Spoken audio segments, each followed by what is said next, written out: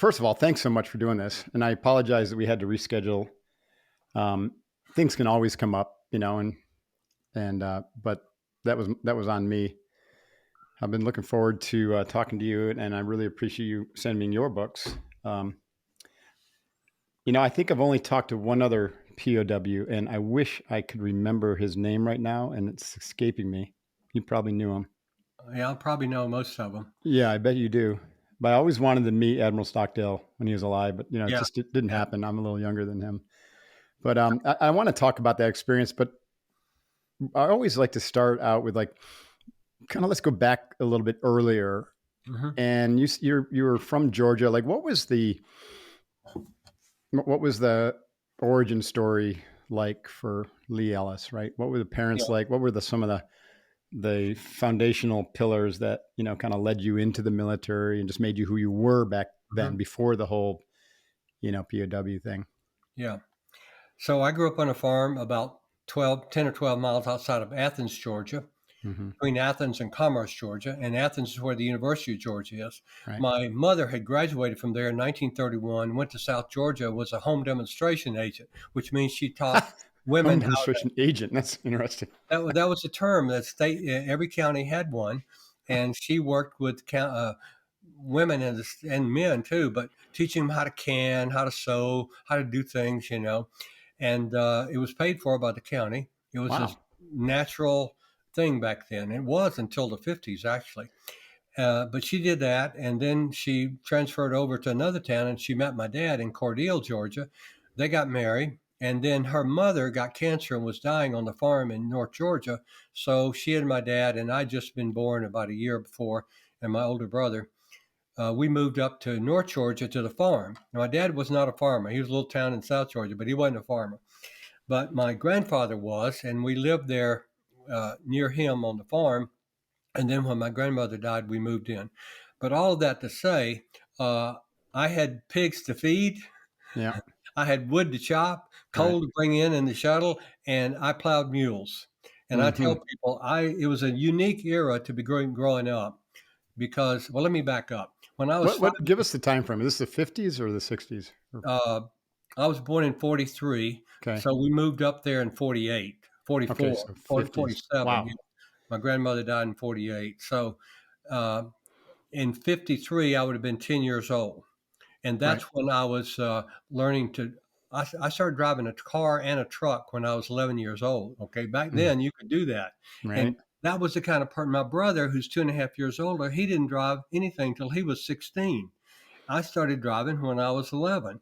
Chauffeured my grandfather to funerals. I went to a lot of funerals because all his friends were dying, and he'd say, "Can I drive?" He'd say, "Yeah," and I'd drive his '49 Ford to the funeral and sit in the back. And I just wanted to be adventurous and that sort of thing. Well, when I was 5, my family we went to a little picnic at the Veterans Park in Athens, Georgia, and they had a World War II fighter plane sitting there on a pedestal. My dad helped me, I climbed up on it, and it was like, this is where I belong. Wow. And then in the 8th grade, I sat my homeroom was in the library. We'd go in there for 15 minutes and check in. I sat next to the A's, and I would pull out a book, aircraft, aerospace, and I'd read it for 15 minutes every morning. So I was wired, even though I was plowing those mules at age 11, 12, 13, 14, 15 on the farm. I'd look up and see those airplanes overhead, and I'd say, someday I'm going to be doing that and not this. It Oh, was that's a cool. unique era, Right. plowing mules. And 5 years later, I was flying a supersonic jet, the F-4 Phantom. That's amazing. And I can imagine, I was born in 63, but I still remember, the early days of all the space flight and the Sputnik missions and Apollo missions. And, there was a fascination with space and the test pilots of the Air Force and obviously all the services, but mainly the Air Force were all involved in that. So I could see that being such a siren call, for young adventurous folks, Yeah. kind of similar to how the SEALs were for me Yeah. Yeah. later on in a different way. And growing up on a farm too, I wish more people could experience that these days. And I think we probably will, in my opinion, have to get back to more of that. You're starting to see, more intentional communities and people kind of, you know, You know, intuitively heading off the grid and getting back to that because, we need that, right? Earth needs Yeah. us to have hands-on, and we need to be hands-on. And Yep. this movement of the past 30, I 40 have, years of this, mass industrialization of farming and everything is actually, in my opinion, is killing humanity. It's not helping humanity. yeah. I That's a have a different. friend whose son is in mid-30s, former Marine. His Mhm. son is, and he works here in Atlanta. And we went to dinner one night with my friend and his wife and their daughter and their son and their wife, and we were talking about their four kids. And they have four kids, and the youngest one's about 5, and the oldest one's about 11 or 12. And he was talking about he had built a system where they all have chores. A 5-year-old has chores. They're simple little chores. And as you grow older, you have different chores and bigger. And I thought, this is the best idea I've ever heard, because responsibility and accountability, I know they love their kids Mhm. greatly. So if you have great love and you have responsibility growing up, you're going to be a healthier person. For sure.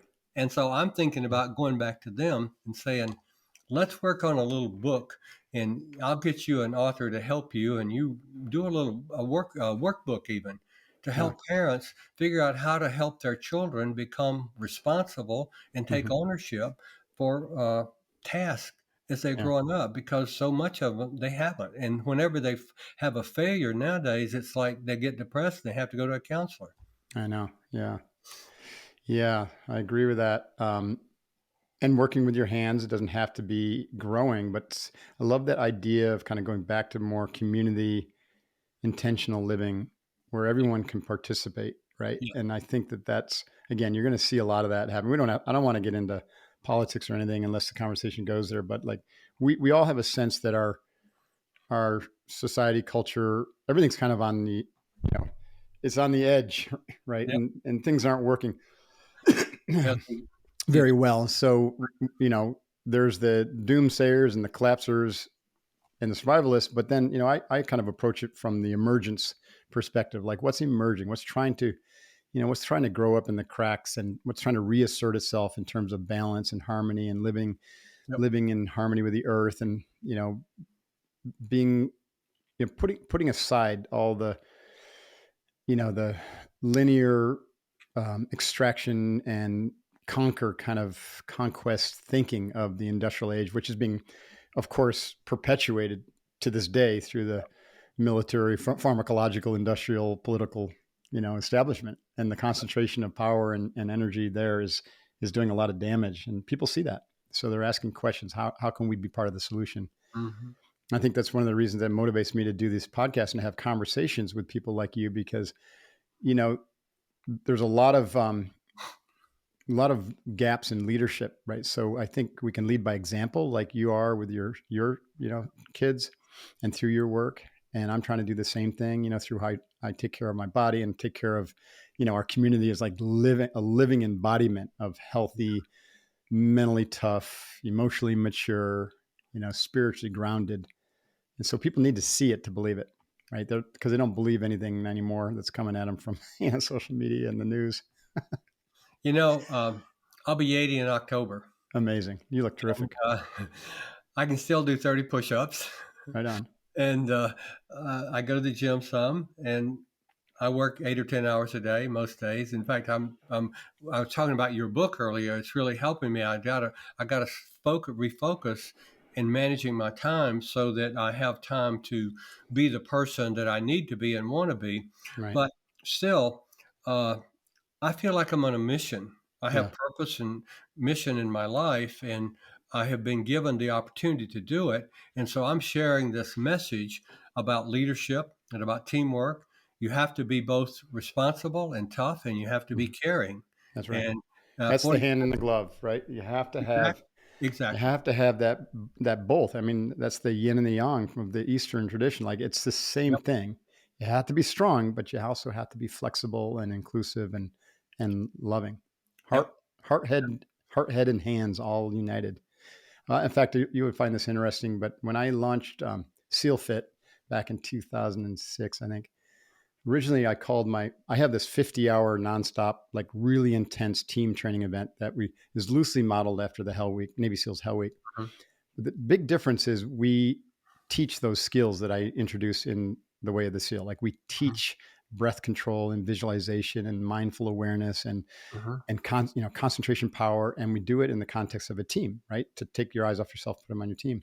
So we started to see these extraordinary transformations occurring. 12-hour flow states. People finally opening up and in a loving relationship with complete strangers. Yeah.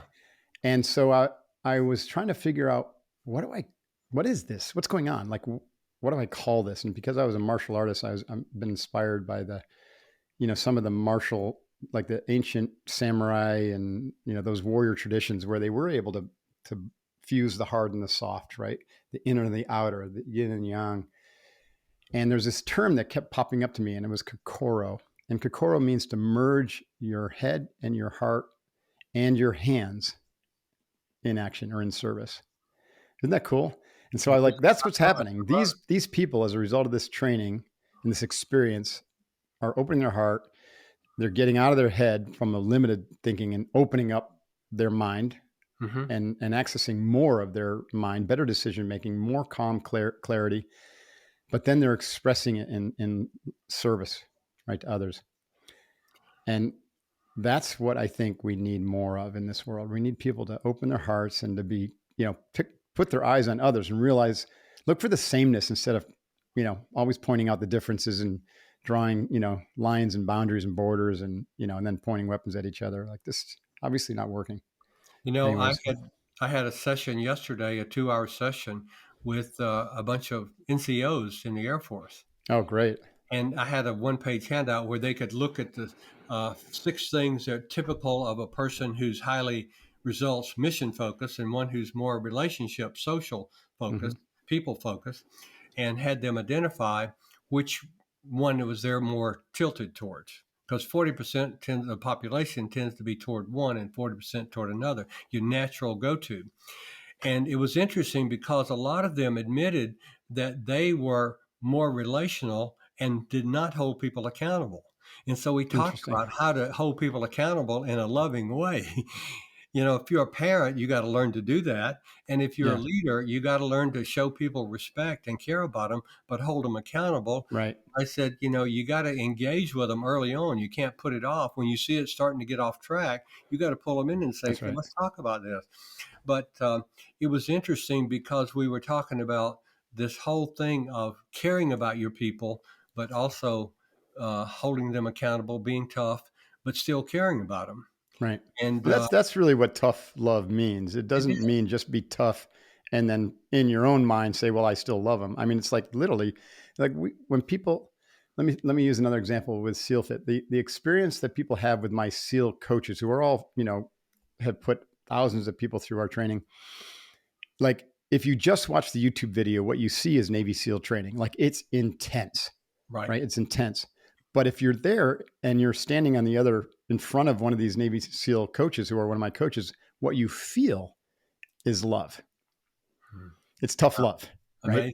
Yeah. It's for their interest, for their best interest, to teach them how to get through this challenging situation and pointing out where their actions, behaviors, or thoughts aren't working and aren't going to, serve them in that capacity. So Yeah. I think that requires training, right? It requires, and when I say training, it doesn't have to be formal training in a training program, but opening up that heart and having those compassionate conversations and developing that capacity for tough love requires work. It's Yes. hard work. The soft, especially for men. Yep. Developing compassion and having open-hearted conversations. It's hard work, Yeah. And but it's here's got to one be other done, thing. right? Yesterday, I remembered what you would have said, and I said, now you've got to set aside time to reflect and meditate.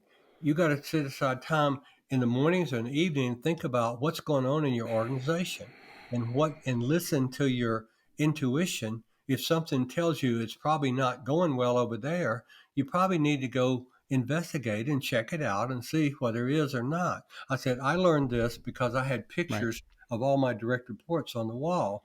And I would sit there and just look at them. And I felt like everything was okay. I keep going and I go to somebody and it says, something tells me that's not right in there. And I call them in and say, okay, how's everything going in your area? Well, what about so and so? yeah, he's a problem. If they said, no, there's not a problem, I said, why don't you go dig into it and see, and just come back and let me know. If it's okay, fine. If it's not, take care of it. And I said, taking time Hmm. to meditate and reflect on your world and what's happening and where you are is going to really help you be able to balance and adapt to either be tougher or kinder and more Right. affirming of people. I agree. I'd love to learn a little bit more about your actual Air Force career. Okay.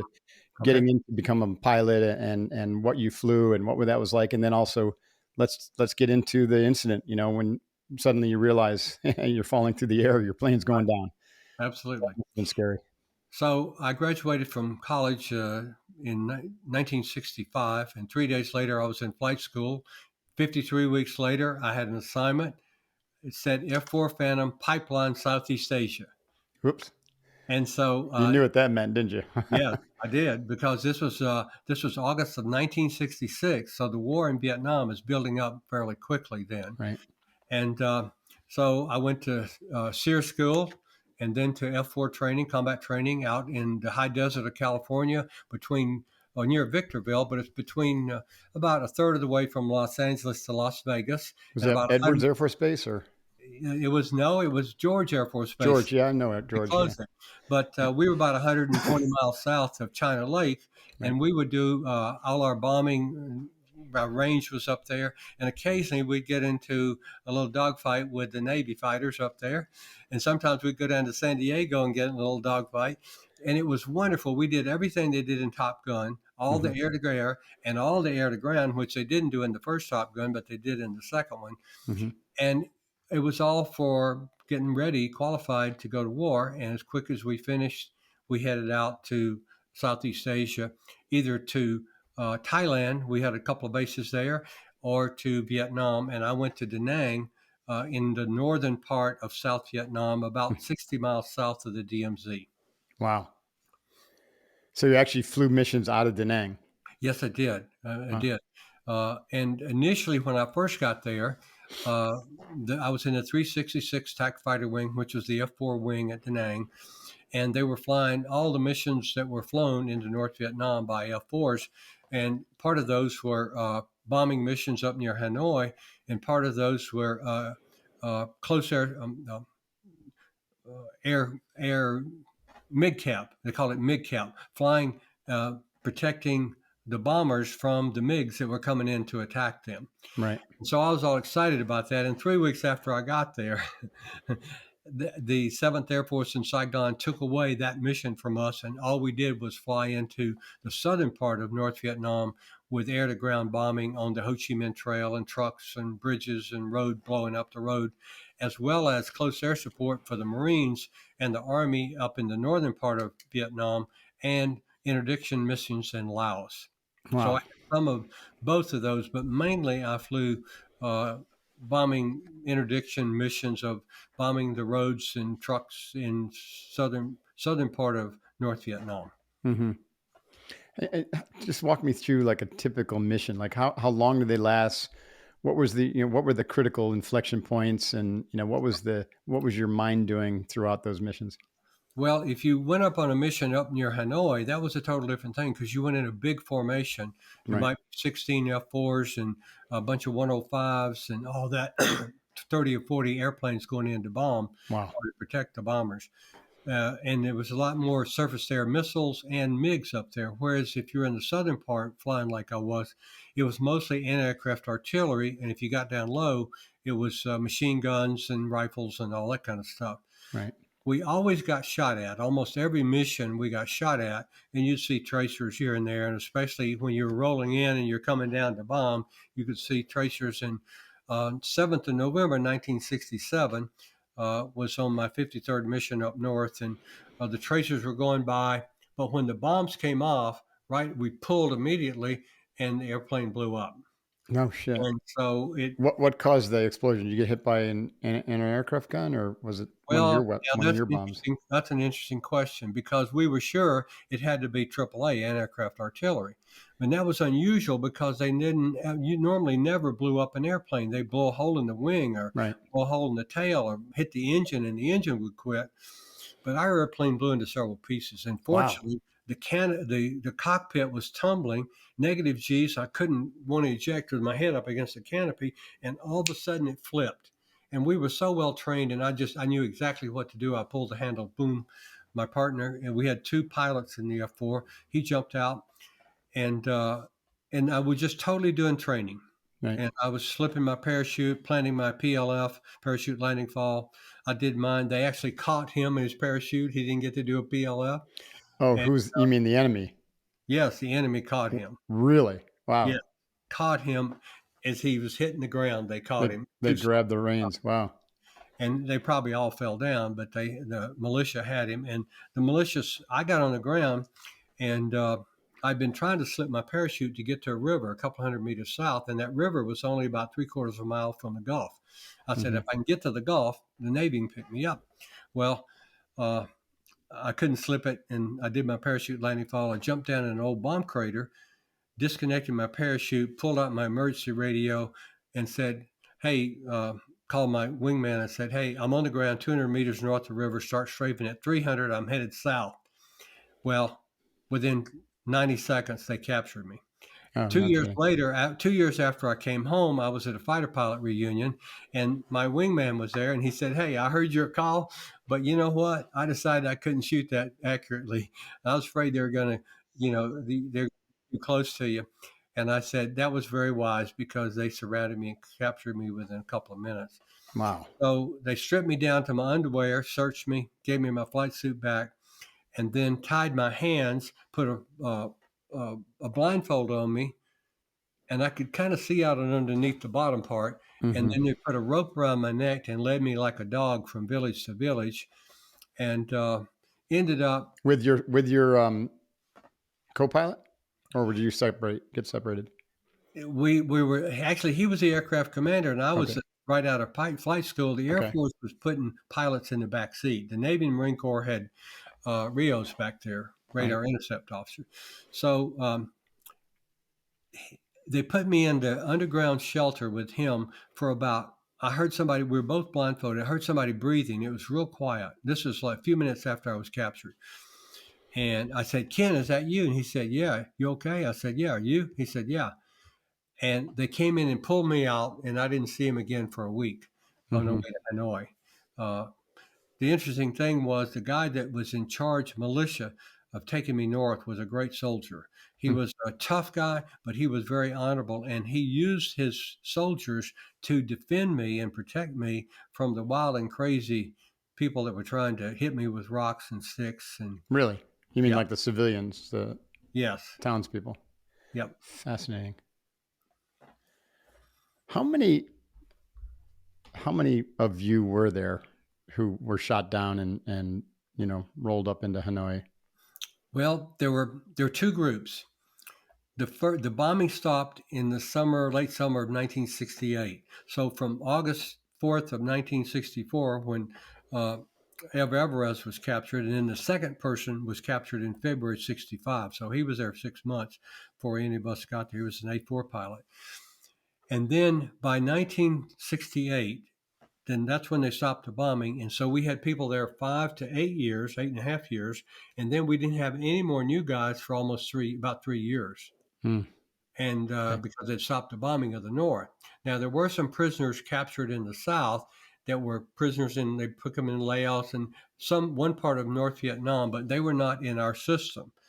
And we have one of those guys' stories, one Army guy in our book, Captured by Love book. He was an Army guy. But anyway, so by 1968, there were about 390 of us that were in the Hanoi POW system. Wow. And they captured, shot down a lot of them in 66, but even more the fall of 67. And that's why when I got to Hanoi, the prison was almost full, chock full. And the other prison, the plantation and the zoo were pretty full because they were capturing so many. So I got put in a cell, a 6.5 by 7 foot cell with three other guys. One of them Hmm. was Ken Fisher, my aircraft commander. And 6.5 by 7 feet, it's like a gas station bathroom. And it was Right. our bathroom. We had a 3 gallon bucket, and thank goodness it had a lid on it. And we got to empty it every morning in the sewer. Wow. We got fed twice a day. 6 months of pumpkin soups, thin, watery pumpkin soup with either a cup of rice or a small baguette of bread, and then twice a day, and then 3 months of cabbage soup, and then 3 months of sewer green soup. And sewer greens were like chopped up lily pads, boiled. The good thing was it was boiled, killed the Right. germs. Right. There'd be bugs in it, there'd be rat turds in it, but overall, it was cooked, and Sounds delicious. you just eat whatever you have to survive. Well, you needed the hydration too, so they were smart enough to give you that. A lot more people would have died without that, Yeah. probably. I'm curious, why were they so successful at bringing down our aircraft? Was it just because of the close combat nature of the war? Yes, one reason is because our targets were controlled from Washington, D.C. by Yeah. people who didn't know anything about the military. It was Right. stupid, you know. We were flying, the strikes over Hanoi occurred like 3 times a day, 4 times a day at certain hour, here they come. And Wow. it was just crazy. And here's the other thing. We could not go in and bomb certain parts of Hanoi, and we could not shut down Haiphong, where their harbor was, where all the stuff was coming in. Huh. Now Why not? we did bomb the railroads coming in from China, where a lot of the stuff from Russia came into China, and China was providing some, but most of their stuff, surface to air missiles, uh, that sort of thing. And American soldiers were fighter pilots were so convinced and convicted to do their mission Hmm. that when you rolled in, you're going to drop those bombs, whatever. Right. That meant that. And it was the most highly defended area in the world. There's no area like Hanoi. There's no place ever been defended like North Vietnam Right. between Hanoi and Haiphong. It seems almost like you're hamstrung or hands were tied to actually Yes. do the important work, which was to shut off the supply of ammunition, you know? Mark, I had been there. I'm a 23-year-old first lieutenant. Hmm. I've flown after about 20 missions, 25 missions. I thought, what the hell is going on here? Who's running this show? This is Mm. not, I can think up ways that are better to fight this war, air war, than we're doing. I mean, Right. now, I'm a pretty confident guy, okay, but I think most of us saw that, and but there wasn't much we could do about it. Right. Of course not. Well, we'll leave the politics of it aside, There you go. because you could look at every war like that, right? Like, what's That's going right.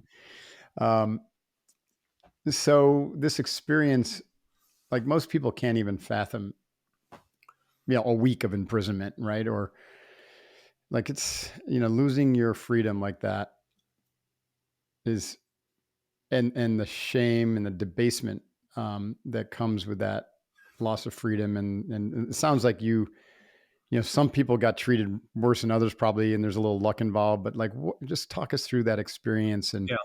and how did, and we know a lot about Stockdale and some of the stories, and ways that you guys all came together as a team and kept rank structure and learned to communicate. And I know you weren't there with the tap signals and all that, but what was that Oh, I was. experience like? Oh, Yeah. you were? Okay, yeah. So tell us about that, and I'll just let you talk because I don't even know what question to ask because it's such a foreign concept to Here, me. here's the thing. Initially, we were isolated. Our walls in that 6.5, about 7 foot cell, that one uh, cell block, it didn't have any touching walls. So Mm, they had separated them and built those little cells from what the French had. They had separated them. And so we couldn't tap on the wall to anybody next door for the first 8 months I was there. And one day I heard a guy's voice underneath outside on the inside, the campgrounds there on the inside wall. And I heard a guy, English American voice say, "Hey, you guys know the code." And I jumped up and we had these wooden boards to sleep on. And I was on the top one. They're like bunk beds, but they were against the wall. They were 16 inches apart. So we had to take turns walking that 7 oh, foot back and forth. jeez. I jumped up and he said, "My name is Chudy." It was Bill Judy, Tschaudy. He said, "My name is Chudy. The code is 5 by 5 matrix. A is 1 1, B is 1 2." And about that time, the guard came over and slugged him and dragged him away. Well, I turned around and told my cellmates what happened and what he said. And one of them said, "What's the missing letter?" 5x5 matrix, 25 Hmm. letters. There's 26 letters in the alphabet. He said, You, "What's the missing letter?" He said, "He got dragged away before he told me." So I said, "It's probably Z. We don't use it that much in English, so let's try Z." And we did for 3 or 4 weeks, and some words worked out, some words fell apart. As we were hearing people out in the wash house, there was a wash out in the central courtyard, and guys would get these bamboo brooms and sweep away the scum on the floor, and you could hear them sweeping code. huh. Well, one day they brought a guy in from an interrogation, and he was about my height and had real black hair like I did then. And they opened the turnkey, opened the door, pushed him in, slammed the door, and left. And he had mistakenly put him in our cell, thinking he was me. And so Hmm. we got to talking, where are you from? What are you doing? Who's in your cell? And we said, what's the missing letter? And he said, it's K. You use C for K. So then we had it from then on. And then I got uh, pushed Who up. did? By the way, I'm sorry to interrupt. I'm curious. Who developed that? Like, where did that come from? Well, here's the deal. Uh, One guy of all the POWs, one guy at SEER school, the instructor said in World War II, the guys were able to tap on the pipes from one building to the other in Germany, to tap on the pipes and communicate. And as they walked out of there, this guy walked up to the instructor and says, wait a minute, how did they communicate? You can't tap a dot and a dash for Morse code. And the instructor said, oh, it's not Morse code. It's a tap code, 5x5 matrix. Huh. Use C for K. And this guy remembered it. His name is Smitty Harrison. He was POW number 5, and he's 94 years old. His story is in our new book, Captured by Love. Wow. And Smitty passed it on. He was in solitary, and he got put in cell with Bob Shoemaker, who was the senior ranking guy there, Lieutenant Commander Bob Shoemaker, who was retired admiral, 8-year POW. And so they got put in cell with 3 other guys, and then they split them back apart, and they spread the word, and everybody would risk everything to spread the word and share the tap code. So we all had it Wow. and could do it. Guys would tap long poems. In addition to all the operational information we needed to know, guys would tap Bible verses, Holy poems, cow. Right. uh, books, even books through the wall. Now to the captors must have known this is going on because they can hear this tapping going on. So did they well, try to stop it? we had a real good secure system in that if somebody heard the guard coming down the hall, they would bump the wall with their elbow, and you hear a bump, and everybody just acts like they're not doing anything. They're just. Hmm. And they finally figured out we were tapping on the wall, but they couldn't break it. They couldn't understand it because we had shave and a haircut to start it, and you had to respond with 2 bits. Sorry, I love that. That's awesome. Oh, fascinating. So You know, that established what letter came next after two so bits. let me tell you about being tortured. So here's what happened: 95% of the people were tortured. Um, when I got there, I was. They told me they wanted me to fill in all of us to fill in a 3-page biography, 4 of us in my cell. One guy filled it out right away, and he ended up being one of only 3 collaborators with the enemy out of 390 or so. Wow. But he was a senior ranking guy, and the number 2 guy, the guy I was flying with, Ken Fisher, relieved him of command and told him he's going to court-martial him when we got home. But the other 3 of us were tortured to fill out that 3-page biography. I figured it was for the Russians to build up a understanding of American pilots or something. Anyway, I was tortured, and I finally gave in, and I filled out that 3-page biography. And the only thing I put on it that was true was my father's first and last name, hoping that someday I could write a letter home, which I did at 2 years. And I got my first letter, 6-line letters at 2.5 years. But when I finished that, I'm in handcuffs, leg irons, So blindfolded you now. just made up the story. That's awesome. Yeah, all the stuff in there was just made up. Okay. So, but here's the deal. I was so ashamed. Oh my gosh. I was the lowest scum that had ever worn a uniform because I couldn't beat them and live Right. up to the code of conduct of only sharing name, rank, service number, date of birth. I cried. I was Hmm. so ashamed. Well, they come in and finally they take me back to my cell. And one of my cellmates is already back. So at least I lasted longer than him. And then Ken Fisher lasted a good bit longer than either one of us. Well, Ken comes back and he had given in and done the same thing. Ken was a New York State wrestling champion. He wrestled in college at the University of Pennsylvania. He was the toughest guy I've ever known. Incredible character, great guy.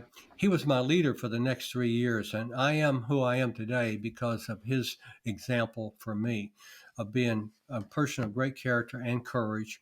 Mm-hmm. Uh, but here's what we all found out. And then a little bit later, we found out that everybody in the camp, they could torture you and make you do something, and you had to give up before you had permanent mental damage or physical damage so that you could stay in the battle and bounce back.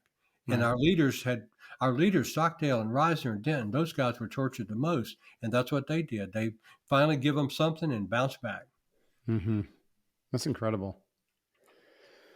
That that resiliency that required is mind blowing. One of the things that I remember reading is you really didn't know how long you were going to be in captivity, and I think maybe this came from Admiral Stockdale. Those people who didn't set a deadline for like I'm going to be out by Christmas or I'm going to be out by this time next year, but we're just like taking it kind of like micro goals. Let's just get through today. They succeeded and survived at a much higher rate or a much healthier rate than those who like had maybe a hope or a wish and a certain deadline that they were going to be Well, released by. I greatly admire Admiral Stockdale, and Jim Collins is a friend of mine. I greatly Mm-hmm. admire him. But that's the one thing that Jim didn't quite understand what Stockdale was saying.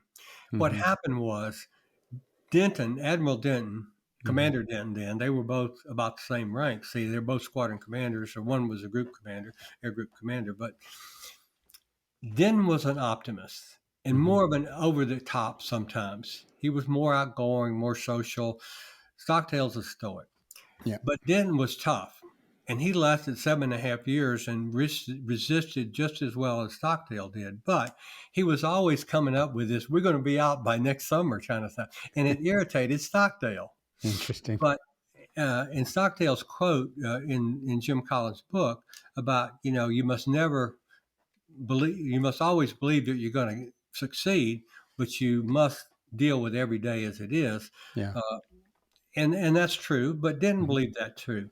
And here's the thing: a lot of people would think, okay, I'm going to be here until next summer, and then we'll probably, because of politicians, they got to run for president. We'll get it over, and then next summer come. That's happened to me. I said I'm going to be out by the summer of '68. I'm going to go to the Mexico City Olympics.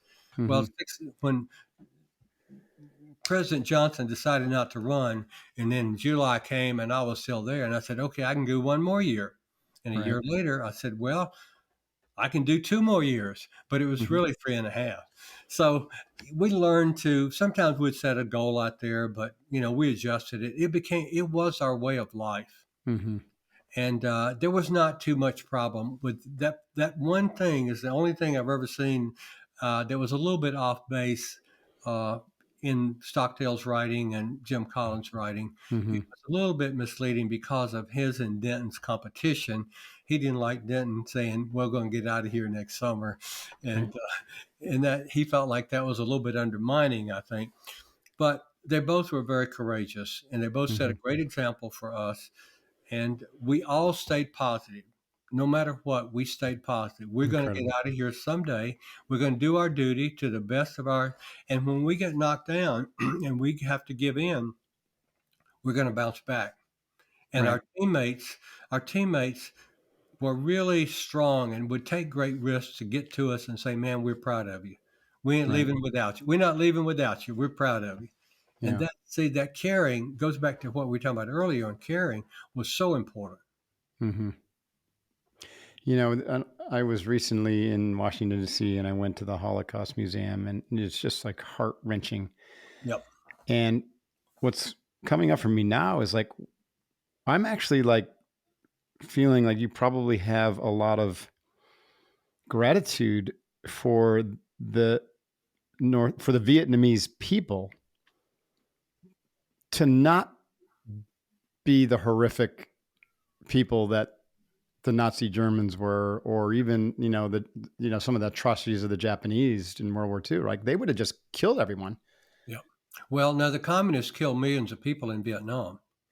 When Ho Chi Minh took over, they killed 2 or 3 million people who wouldn't go along with them to clear the house. Communists can do that because the end justifies the means for them.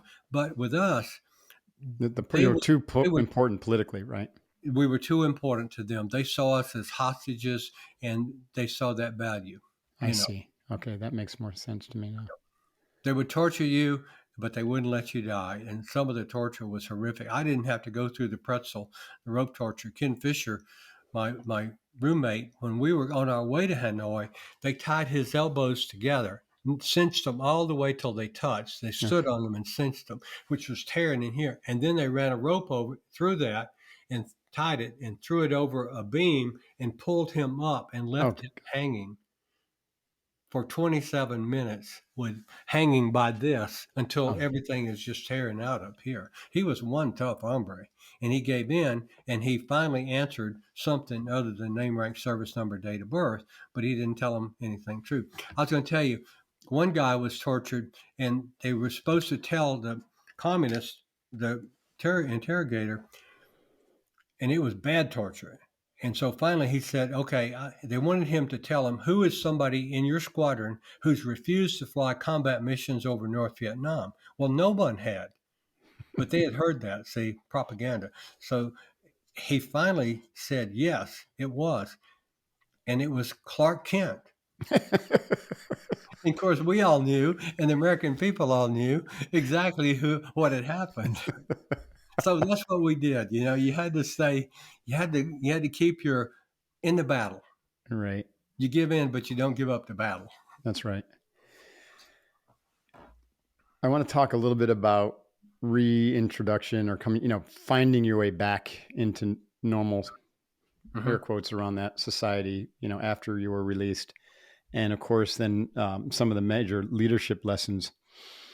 And also, I want to touch on why the why the prisoners did not suffer from post-traumatic stress like some of the modern combatants are after Iraq and Afghanistan. So let's just start with like your reintroduction to society. What was that like, and how did that go for you? Well, I mentioned earlier that I think that when Ho Chi Minh died and the pressure they were getting, they stopped the torture.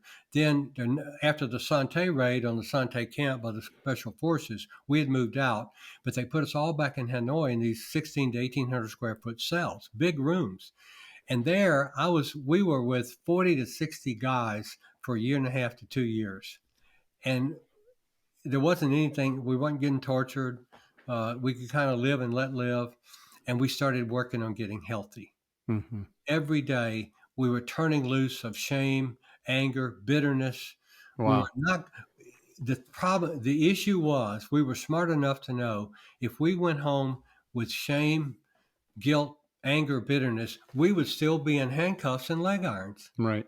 How did this come about? Were there like spiritual leader who kind of took the lead on this, or how did that healing process come about? It was a little bit of everything. We had some guys that were psychologists in there, Okay. psychology majors. Right. We had people who had fought in the Korean War and knew about what some of that was gone through. People had gone through, and people had other trauma. And we were able to be with people who had been through worse than we had and longer than we had, and to talk about it and to realize that we did our best. Right. We did our best. And now look at us. We're going to go home someday. Mm-hmm. And we lost 3 buddies here and 2 buddies there that are not coming home. Right. I mean, mainly shot down and didn't become POWs. We didn't lose that many POWs, but we had lost a couple of our friends and cellmates. And so we're celebrating that we're alive and we're doing push-up. Guys would have sit-up contests. One guy did 1,000 sit-ups. I mean, we're competing. We're getting ready to go home. We had French, Spanish, and German classes. We had no books, but we had majors, people who had majored or spoken at home. And I'd go to. We had Monday, Wednesday, Friday classes. Tuesday, Thursday, Saturday, Wow. Tuesday, Thursday.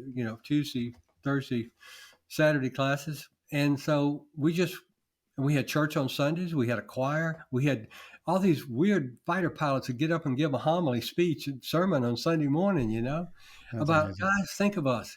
We're here and doing well. We have buddies that didn't die. We had one guy that was thinking seriously about suicide there. He had a mental illness problem. And he gave that speech that Sunday morning for that. And I still remember it. But it became a very healthy environment. We cared about each other. We took care of each other. We stayed fairly healthy, and we were preparing to come home and pick it up and run with it again. And Hmm. most of us actually came back and requalified for flying and went on with our careers. Unbelievable. And so that's why I wrote this book, Captured by Love, Inspiring True Romance Stories from Vietnam POWs, because almost every guy that I know either was married and stayed married. Some of them came home and they divorced right away. They remarried within a year, and they've been married 48 and 49 years. And our PTSD rate is much lower than the combat veterans who fought in the South. We have very little PTSD. And our age, we're outliving our peers. It's incredible. It's unreal, isn't it? It is unreal. Suffering, there's a great quote from um, uh, the Return of the King from the Lord of the Rings by Tolkien. There's no glory without suffering. Yeah, and this is true. You know, if you have the right attitude and are able to suffer through it, uh, you can be stronger. I think, Yeah, especially emotionally and mentally. and the greater the suffering, the more strength and courage that you have. Yep. But it's how you approach the suffering, right? And I think that's where people today have it wrong, right? They steer away from anything that seems hard or is going to bring the level of even in physical training, right? They'd rather take a pill and lose weight than actually train hard, and they Well, don't realize that hard work and hard experiences, when approached with the right mindset and in community, and this is a big piece, like you had a community, and a lot of these vets getting out, their team just gets left behind, and suddenly they found themselves alone staring at a bottle, and oh their yeah, bottle is their friend, and that's not a good friend to have in that situation. we had a strong community and still do, Yeah, and that made all the difference in the world. We were suffering, but we were suffering together. that's right. And people stayed positive. It's like it is Yeah. unreal to think about it. It was our way of life, um, Hmm. and we all, I think, grew healthier in many ways. I had this dream one night. I've been there about 4 or 5 months. I was a lazy student, the laziest student who ever graduated from the University of Georgia in 4 years. That was me. I did really well in ROTC. I was a distinguished graduate, number 2 in my class, but in school, I didn't care. I'm going to graduate. Hmm. Well, one night I had this dream. It was almost like a nightmare, but it's a dream. I was in the ninth grade science class, Miss Jordan's class, and everybody in there was my classmate. And she walked over to me, put her hand on my shoulder, said, "Lee, you could be a good student if you just do your homework." When I woke up the next day, I remembered that and I thought about it day after day. And I made a commitment. I will always do my homework. But I would never have written 6 books Yeah, had I not had that dream. that's awesome. It's amazing the wisdom that can come through our psyche that way in dreams. Mhm. You mentioned that like you live by a code, and too really encourage or work with my clientele to develop a code or an ethos, right? And we Mhm. use the Navy SEAL ethos as kind of an inspiration, but everyone's got to have their own because everyone's unique. But someone maybe share with us some of the elements of your code, and I know you have this at your website, right? That people Yeah. can go download and print it out. Oh, there it is. That's awesome. Yeah, there it is. It originally it was a circle, but after a year or so, I said, courage has to be in the middle because without courage, you can't do that other stuff. But No, it's I so agree. simple. The first one, tell the truth, even when it's difficult. Right. Avoid duplicity and deceitful behavior. The second one, treat others with dignity and respect. Take the lead and show value to others. Nice. And the third one is keep your word and your commitments. The fourth one is be ethical. And they all have little subtitles. 5 is act responsibly, do your duty, and be accountable. Mm-hmm. 6 is live your values. And then 7 is be courageous. And on the we have a little courage card, same size as a business card. And on one side it says, lean into the pain of your doubts and fears to do what you know is right, even when it doesn't feel safe or natural. Mm-hmm. The courage challenge. I love that. I think that's in one of the books you send me. I'm going to dig it out. Yeah. Is that this one? Yes, that's it. Yeah. That's Lean great. into the pain of your doubts and fears to do what you know is right, even when it doesn't feel safe or natural. Those are wise words. It's interesting. I want to share this because it syncs up almost in pretty strong alignment. But so my last book, I'm on I'll be putting out number 6, so we're tied. I'll All be putting right. out number 6 in next year called Uncommon. But in my book, Staring Down the Wolf, that was my leaders need to be emotionally aware book. And it came about when St. Martin said, "Hey, we want you to write a Navy SEAL leadership book." And I said, "Well, there's kind of a lot of that out there right now. So, but we need a book about teams. So but can I do a book about teams?" And they said, "Sure."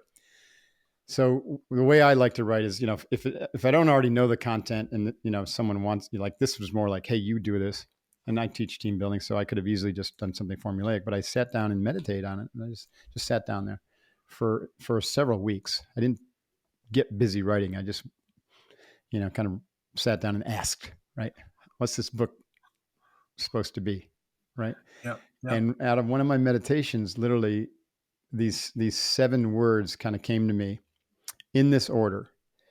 And I ended up calling them, the book was going to be titled The 7 Commitments That Forge Elite Teams.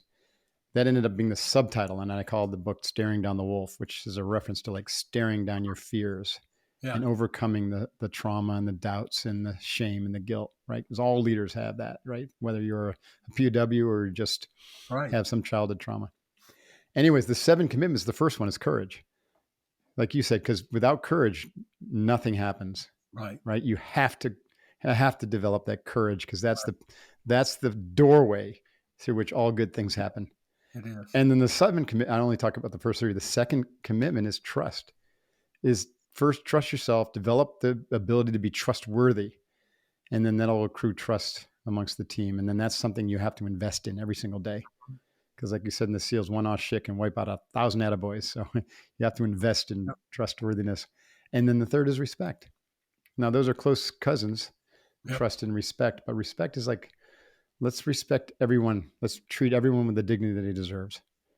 And those 3 foundationally, and they're in your code. If you just start with those, man, everything just starts coming together after that. When you were saying that, that's exactly what we had in the POW camp: Is that right? courage, trust, and respect. No kidding. How That cool was, is that? I mean, we didn't talk about that, but Right. when I But look back at it now, that's what you I had. think Yeah. that's what held us together That's right. and inspired us to believe that we can get through this and that Right. we are great. There's some stuff I don't like about you and stuff you don't like about me, but we're a team and we got a mission, That's and right. I'm going to trust you. And if something falls apart, I know that you did your best. That's right. I trust and respect you, and so I'm not going to worry about it because I know you're going to do your best to Mm-hmm. protect me or to carry the message to that other building over there. Mm-hmm. You know, and now we all have different talents. I'm pretty good at being a risk taker, and uh, I could communicate secretly in the POW camp very comfortably Interesting. Right. because I felt like I can get away. Now I had people clearing for me to help Right. him protect me, but I just felt like, one time somebody dropped a note in the middle of the courtyard in the camp, and they dropped it somewhere near where the guard tower was, just right out in front of it. And so I said, I'm gonna go find it. And I went up there kicking rocks and running around. Normally I never did that, but I kind of slid away from the guards and the turnkey, and I was just kind of kicking a couple of rocks, looking down, and I saw that note, and I just scooped down and picked up a leaf and threw it down, but I had the note in my hand and hid it and came back in. And if they had caught me, they'd beat the crap out of me. Wow. That might have taken me to another camp, but I just figured I can pull this off. That's But amazing. I didn't last as long in torture as my cellmate did, you know? Right. So we all have a little bit different talents. That's amazing. So, Captured by Love. This is the stories of um, some of your compatriots and how they found love and healed through love afterwards. Well, about half of them were married and stayed married. Okay, And so their wives are running. It's a lot about what the women did that's back pretty home. powerful that a marriage could Oh, survive that. incredible Wow. what they did, because they didn't know that we were alive. A lot of them didn't. Right. And then about a fourth of them were married and their wives divorced them when they came home. Mm-hmm. Or some of them went to Mexico and divorced them before they came home. Hmm. And then about five of us were single, and we met the right one when we came home. And I was about the last bachelor of all the bachelors of the POWs. I was about the last one, and I dated so many wonderful, nice girls before and after I came home. And finally, all of a sudden, I went back to Valdosta, Georgia, become an instructor pilot there. And I hadn't been there but 8 weeks. And on Memorial Day weekend, I went to the club on Friday night. And these two girls, I'm sitting at the bar drinking with another guy, and there's music playing. These two girls walk in, and I said, I'll see you later. I'm going to go dance with her. And then we started dating, and it wasn't long until I knew that she was the one. We've been married 48 and a half years. Oh, that's terrific. And our story is number 20, the last one. The title of it is When You Meet the One, but we are totally opposites in personality. And we're three standard deviations apart in patience. She's got a lot, I got none. And I tell people I had to go down to find a parts repair place in town and go down and have a rheostat put in my back so I can turn down my intensity, turn down my confrontation, turn down my impatience before I go home every day. That's awesome. Uh, Oh man, we gotta wrap this up here. We've been going for a while, but what a fantastic conversation.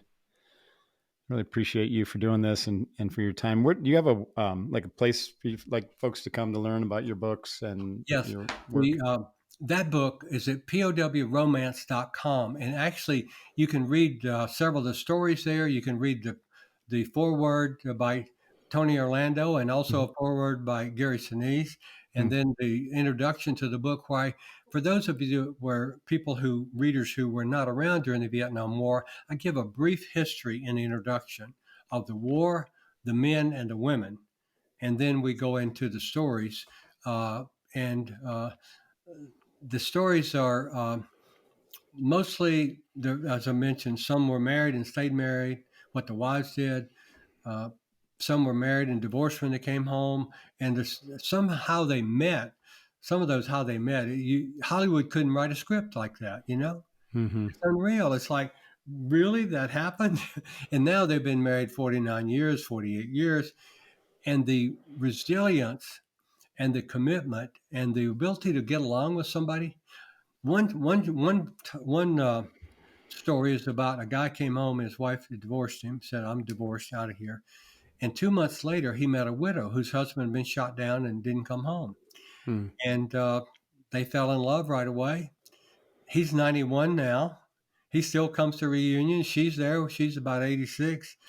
But the title of their story is Independent and Interdependent.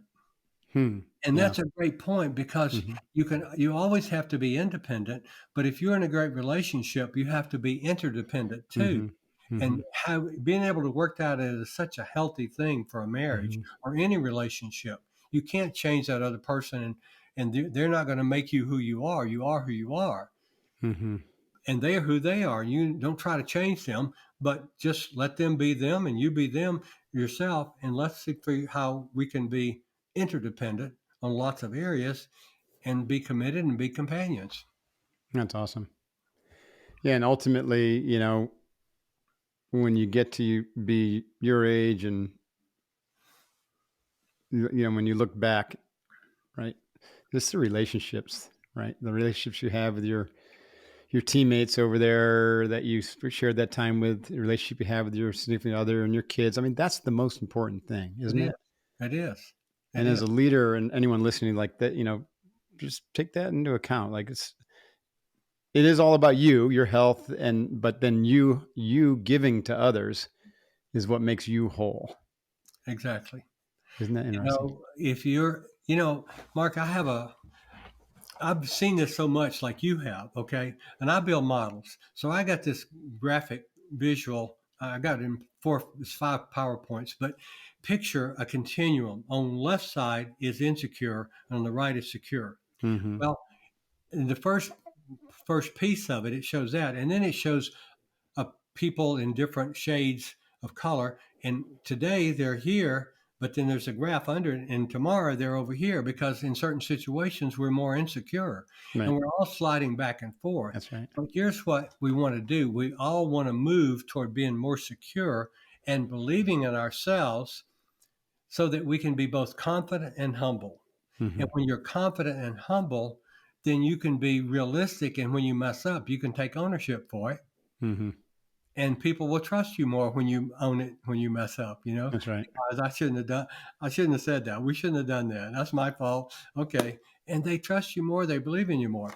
And here's the other thing though: leaders, you must help people become more secure. You Mm-hmm. must let them know you believe in them. Find something, affirm them, acknowledge their existence, uh, accept them for who they are, affirm them and appreciate them, because every human being wants to feel worthy, to be somebody, Mm-hmm. to be cared about. It's just, we're not machines. We have a Yeah. heart and we have a psyche that wants to be valuable, That's right. somebody. And when you, as a leader, help your people feel more valuable, they're going to perform better, they're going to be more loyal, they're going to respect you more, and they're going to be a better team. That's right. Hoo-yah, as we would say in the SEALs. Oh, yeah. Hoo-yah. Yep. Yep. Fantastic. All right, Lee. Well, thank you so much for your time. I really appreciate you. Thank you for your service and for bringing your whole self to the world. Well, thank you, Mark, for all you're doing. And I really like the fact that you're helping us think about ourselves in your writings and your podcasts and on your LinkedIn. I follow there and read it. I was reading about the uh, being more, what's the word? It starts with an I. Intuitive. Intuitive, yes. Yeah. And I talked about that yesterday. So you're going to be a leader. You got to learn to be intuitive Right. and listen to your gut and work through it. Right. Because, and I think you've done such a great job of presenting that for us to cause us to stop and think about that in a good way. So I really appreciate your angle of Mm-hmm. leadership and personal development and teamwork that you're presenting, because not many people are doing that, and I like it. Yeah. Well, thank you. I appreciate that. Yeah. Yeah. Yeah. We do what we do, right, and try Yeah. to make a difference, Yeah. and we hold a positive vision for the world. And like to say this, that there's not just one world out there. There's 8 billion worlds, and your world's the most important. So get your world right first. Yeah. Yeah. Yeah. So you've been very helpful to help people understand that, hey, we can come out of anything, right? Anything hard, an end to it, and there's a positive future. A lot of people are going through some tough times right now, Hmm. and they can't see the positive future because they're just caught in distraction and all the fear mongering. So turn off that TV, turn off that news, start looking within and start looking to your fellow humans and seeing the goodness and helping them out. And all of a sudden, everyone will be like, oh, actually, I feel pretty good and pretty positive. Let's stay connected. I appreciate that. Yep.